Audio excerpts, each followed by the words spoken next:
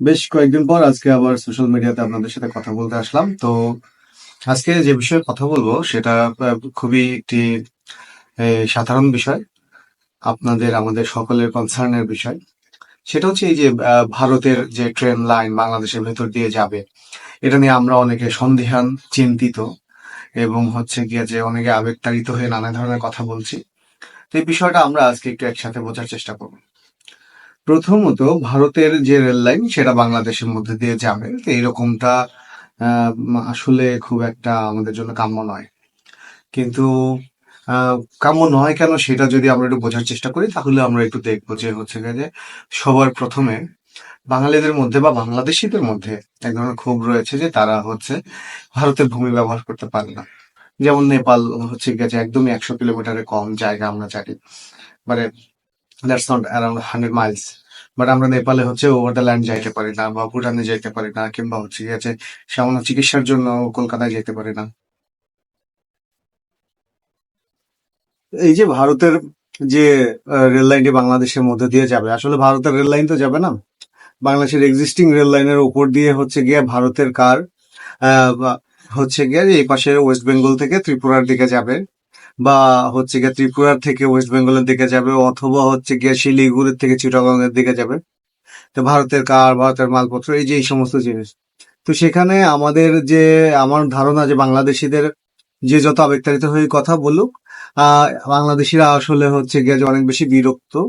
বারবারই ভারত তাদের করা প্রমিস আমাদের এখানে না রাখার কারণে, নানা সময় বন্যা হইলে বা ঘূর্ণিঝড় হইলে বা অন্য কোনো সময় দুর্যোগের সময় অন্য অন্য দেশ যেরকম ভারত বাংলাদেশের পাশে থাকে, ভারতও সেরকম একটা বড় বড় একটা আশ্বাস দেয়, আসলে কাজের সময় তাদের কোনো ফলাফল পাওয়া যায় না।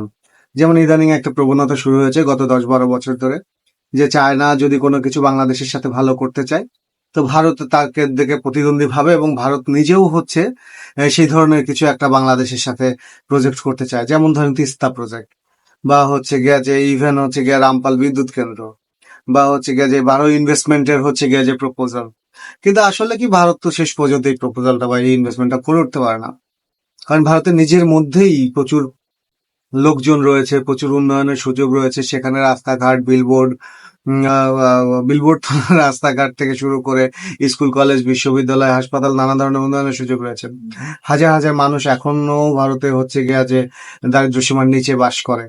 তো তাদের উন্নয়ন না করে ভারত কিভাবে আসলে সাংবিধানিক ভাবেই বাংলাদেশকে অনেক বেশি হেল্প করতে পারে?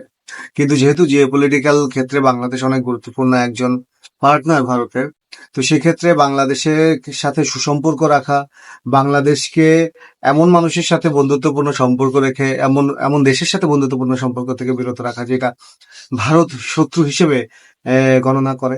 তো সেই ক্ষেত্রে ভারতের দায়িত্বের মধ্যে আসে যে বাংলাদেশের সাথে তাদের সুন্দর সম্পর্ক তৈরি করা।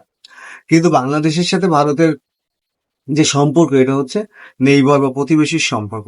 একটি কথা আছে প্রচলিত, আপনারা জানেন যে আমরা আমাদের শত্রু বদলাইতে পারি কিন্তু প্রতিবেশী বদলাইতে পারি না। আমরা বন্ধু ওয়াইজলি চুজ করতে পারি, কিন্তু প্রতিবেশী বদলাইতে পারি না। তো ভারত আমাদের প্রতিবেশী, এটাই রিয়েলিটি। এবং পাকিস্তান এবং চায়নার মতো বড় দেশ থাকা সত্ত্বেও ভারতের সাথে বাংলাদেশের border is one of the biggest. তাই সবকিছু মিলিয়ে ভারতের আসলে বাংলাদেশকে ইগনোর করার সুযোগ নেই, এবং বাংলাদেশের থেকেই তাদের কিছু সুবিধা নিতে হবে। যেমন চিটাগাং পোর্ট, বিশেষ করে আইজল সহ নর্থ ইস্টার্ন যে সমস্ত স্টেটের রাজধানীগুলো আছে, ক্যাপিটাল গুলো আছে, বড় বড় শিল্প প্রতিষ্ঠান যদি সেখানে প্রতিষ্ঠা করতে হয়, তাহলে Chittagong port is one of the largest port in the area, and হচ্ছে যে এইটা আসলে সবচেয়ে ইফিসিয়েন্ট।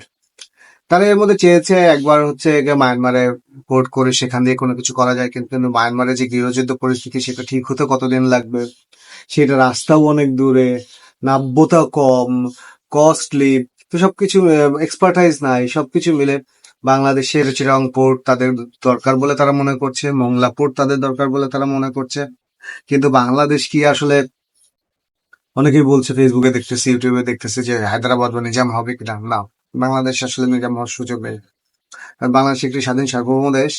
বাংলাদেশের ওয়ান অফ দ্য বিগেস্ট সেনাবাহিনী আছে। বাংলাদেশে আমরা 16 কোটি 20 কোটি জনগণ আছি, আমি জানি না কোনটা সঠিক সংখ্যা। তো আমরা প্রতিটি মানুষ এই দেশের একজন ওয়ারিয়র, এই দেশের একজন স্বতন্ত্র সেনা, আমরা এই দেশের একজন অ্যাম্বাসেডর। তাই আমাদের প্রতিটা কথা, প্রতিটা কাজ, সবকিছু আসলে বাংলাদেশকে ডিফাইন করে। আমরা যখন বাংলাদেশকে ভালোবাসি, আমরা যখন বাংলাদেশকে প্রোটেক্টিভ হই, সেই সর্বোপরি এই কথা বলা যায় যে হচ্ছে যে ভারত আমাদের অকৃত্রিম বন্ধু এবং বৃহৎ প্রতিবেশী। ভারতের বাংলাদেশকে ইগনোর করার সুযোগ নেই। ভারতের অখণ্ডতা, সার্বভৌমত্ব এবং শান্তিপূর্ণ এবং উন্নয়নপূর্ণ অবস্থার বিরাজ করার জন্য বাংলাদেশের সহায়তা ভারতের খুবই দরকার। তাই বলবো, বাংলাদেশের মানুষকে কোনোভাবে তাদের মনে দুঃখ দিয়ে, কষ্ট দিয়ে, তাদেরকে ব্যথিত করে ভারত কি পারবে আসলে বাংলাদেশের মন জয় করতে? বাংলাদেশ মানে বাংলাদেশের জনগণ।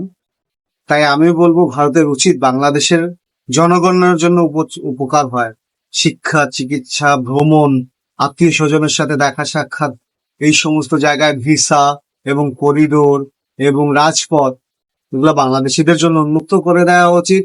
ভারতের সাথে বাংলাদেশের অন্তত ভিসা মুক্ত প্রবেশাধিকার থাকা উচিত।